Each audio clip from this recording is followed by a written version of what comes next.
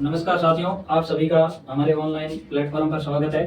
आज हम कोचिंग संस्थानों से संबंधित जो केंद्र सरकार के शिक्षा मंत्रालय के द्वारा भी हाल ही में गाइडलाइन जारी की गई है, जो 17 जनवरी 2024 को केंद्र सरकार ने कोचिंग संस्थानों के बढ़ते कारोबार और कोचिंग संस्थानों की कुछ नीतियां और उनके भ्रामक विज्ञापनों के कारण कोचिंग संस्थानों में जो पढ़ने वाले स्टूडेंट हैं उनमें डिप्रेशन और सुसाइड की घटनाएं बढ़ी है। इस कारण भारत सरकार ने हाल ही में 17 जनवरी 2024 को एक कोचिंग संस्थानों के लिए गाइडलाइन जारी की है। इस गाइडलाइन में भारत सरकार ने यह बताया है कि अगर आपके पास कोई स्टूडेंट पढ़ने के लिए आता है तो उस स्टूडेंट की न्यूनतम योग्यता क्या होगी, इस संबंध में बताया गया है। और इसमें यह बताया गया है कि कोई भी छात्र अगर किसी संस्थान में अगर एडमिशन लेता है तो उस बच्चे की कम से कम जो एज है,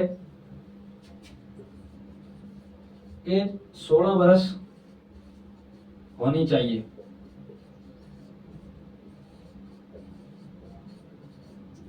और इसी के साथ ही वो स्टूडेंट कम से कम 10th पास होना चाहिए।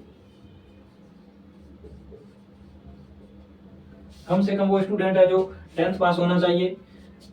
अधिकतम अगर कोई स्टूडेंट है वो जो कोचिंग में जो पढ़ रहा है उसकी अधिकतम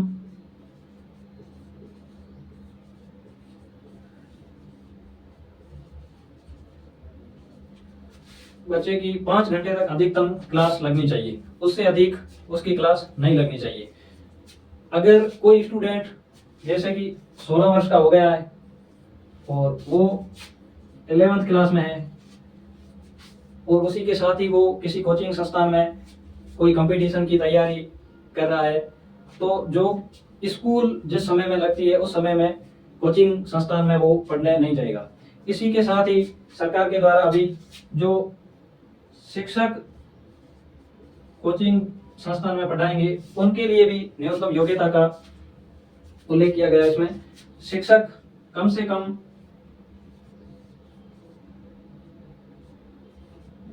स्नातक पास होना चाहिए। कम से कम उस अध्यापक की योग्यता है जो ग्रेजुएट होना चाहिए। इसी के साथ में एक और पॉइंट जोड़ दिया गया है जो है कि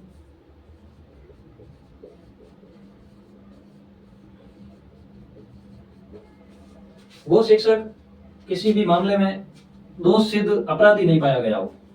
ये 2 योग्यताएं टीचर के लिए न्यूनतम उन्होंने इसमें कानून के अंदर जोड़ दी गई है। इसी के साथ में कोचिंग संस्थानों को एक और कुछ नियम और जोड़े हैं, जैसे कि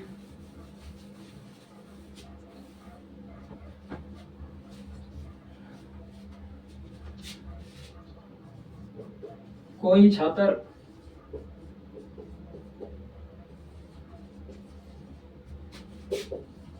कोचिंग में अगर एडमिशन लेता है और वो स्टूडेंट अपनी पूरी फीस जमा करवा देता है, अगर उसने पूरी फीस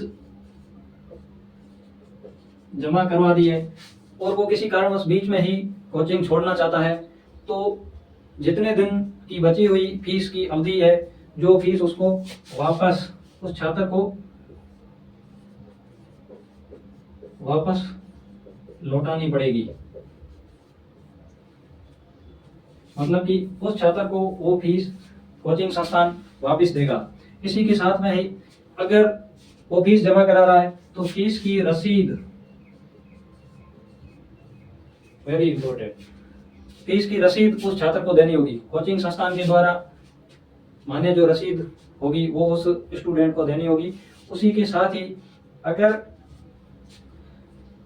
कोई स्टूडेंट बीच में ही कोचिंग छोड़ देता है तो उसकी जो बची हुई फीस है जो वापस देनी होगी। और कोचिंग संस्थान को एक वेबसाइट बनानी होगी और इस वेबसाइट के ऊपर जो छात्र जिस स्ट्रीम में कोचिंग में प्रवेश ले रहा है उसका पाठ्यक्रम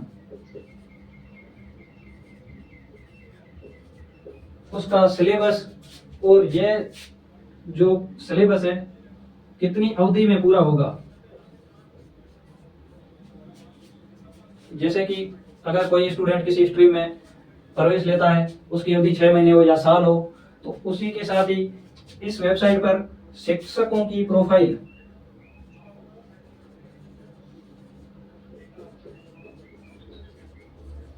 टीचर्स की प्रोफाइल बनानी होगी और उनका जो योग्यता है वगैरह और गाइडलाइन में जो शामिल किए गए बिंदु है वो इनको अपलोड करने पड़ेंगे।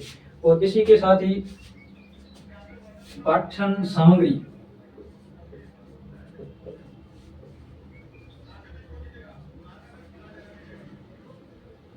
जो बुक्स वगैरह होगी उनकी डिटेल भी इस वेबसाइट के ऊपर डालनी होगी। और इस वेबसाइट में किसी भी कोचिंग संस्थान को भ्रामक विज्ञापन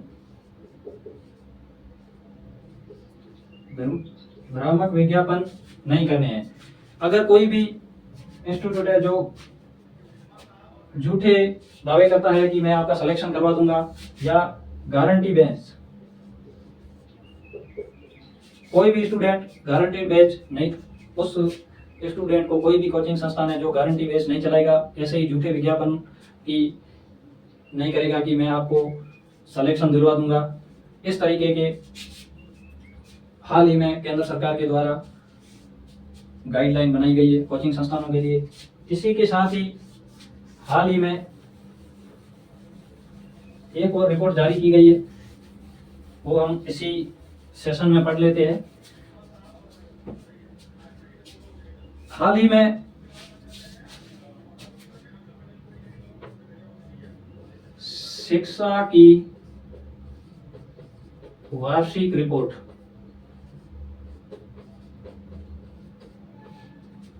यह रिपोर्ट 2000 इसमें जो जारी की गई है तो 2024 में जनवरी में जारी की गई है और इसमें जो आंकड़े जुटाए गए हैं वो 2023 के है। और यह रिपोर्ट भारत में एक फाउंडेशन है जिसका नाम है प्रथम फाउंडेशन। प्रथम फाउंडेशन के द्वारा यह रिपोर्ट हाल ही में जारी की गई है। इस रिपोर्ट में यह बताया गया है कि हमारे देश में शिक्षा की स्थिति क्या है, कितने स्टूडेंट पढ़ रहे हैं और किस स्ट्रीम में पढ़ रहे हैं, उनके बारे में डिटेल दी गई है। इस रिपोर्ट में 14 से 18 वर्ष के जो छात्र हैं उनके ऊपर 14 से 18 वर्ष के छात्र भारत के 28 डिस्ट्रिक्ट के 26 राज्यों के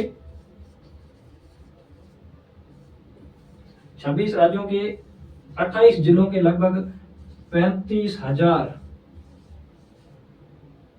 स्टूडेंट को डिटेल पूछकर या उनसे बात करके इस रिपोर्ट का निर्माण किया गया है। इस रिपोर्ट में यह बताया गया है कि हमारे देश में सबसे अधिक छात्र हैं जो कौन सा सब्जेक्ट पढ़ते हैं या वो किस स्ट्रीम में पढ़ रहे हैं। इसमें हमारे देश में लगभग 57% स्टूडेंट जो कला वर्ग से है, इन्होंने कला वर्ग में एडमिशन ले रखा है। 57% स्टूडेंट ने हमारे देश में आर्ट्स का या कला वर्ग में इन्होंने स्टूडेंट एडमिशन ले रखा है। जो जैसे 10th के बाद में जिस स्ट्रीम में हम एडमिशन लेते हैं 11th और 12th में, और 16% स्टूडेंट है जो व्यावसायिक शिक्षा, 16% स्टूडेंट ने व्यावसायिक शिक्षा, मतलब उसमें जैसे कि किसी भी प्रकार का कोई प्रशिक्षण लेना जिससे रोजगार मिलने में आसानी हो, जैसे कि ITI करना या पॉलिटेक्निक डिप्लोमा करना, इस तरीके के जो कोर्स है वो 16% स्टूडेंट कर रहे हैं। और इसमें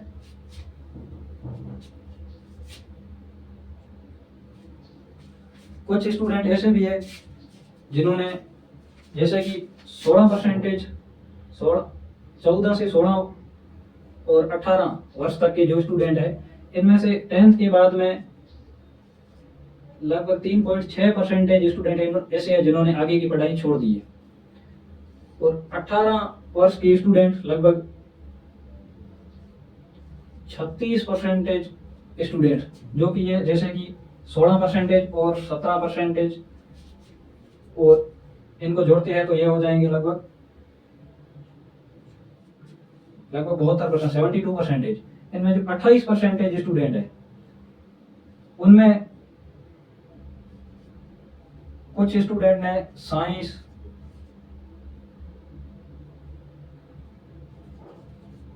मैथ्स, इंजीनियरिंग या इंग्लिश आदि स्ट्रीम में पढ़ रहे हैं। लगभग 28% स्टूडेंट जो 10th के बाद में, इनमें 28% में सबसे अधिक लड़के हैं और सर्वाधिक इस स्ट्रीम में लड़कियों का परसेंटेज बहुत ही कम है। इसी के साथ ही इस रिपोर्ट में एक और बताया गया है कि भारत में शिक्षा को छोड़ने की रिपोर्ट है जो बहुत ही गंभीर है। भारत में 30% स्टूडेंट ऐसे हैं जो अपने पेरेंट्स के लिए काम करते हैं। 13% स्टूडेंट पेरेंट्स को किसी भी कार्य जो पेरेंट्स करते हैं उसमें हेल्प करवा रही है, जैसे कि कोई बिजनेस हो या उनका खेती का काम हो, उसमें जो काम कर रही है। एक इस रिपोर्ट में और जानकारी दी गई है जो सबसे खतरनाक आप कह सकते हो। इसमें यह बताया गया है कि भारत के 90% घरों में स्मार्टफोन है। भारत के 90% घरों में जो इस रिपोर्ट में बताई गई है, जिनकी रिपोर्ट जारी की गई है, उनको कुल स्टूडेंटों को 100% मान के सभी को आधार बनाया गया है। इसमें बताया गया है कि 90% स्टूडेंट है उनके सभी के घरों में मोबाइल है। यह है हमारे देश की शिक्षा की वार्षिक रिपोर्ट, हाल ही में जारी की गई है। अब आप सब ये वीडियो देखकर अपने विचार है जो कमेंट बॉक्स में बताना, और आपको ये वीडियो कैसा लगा उसके लिए आप देखोगे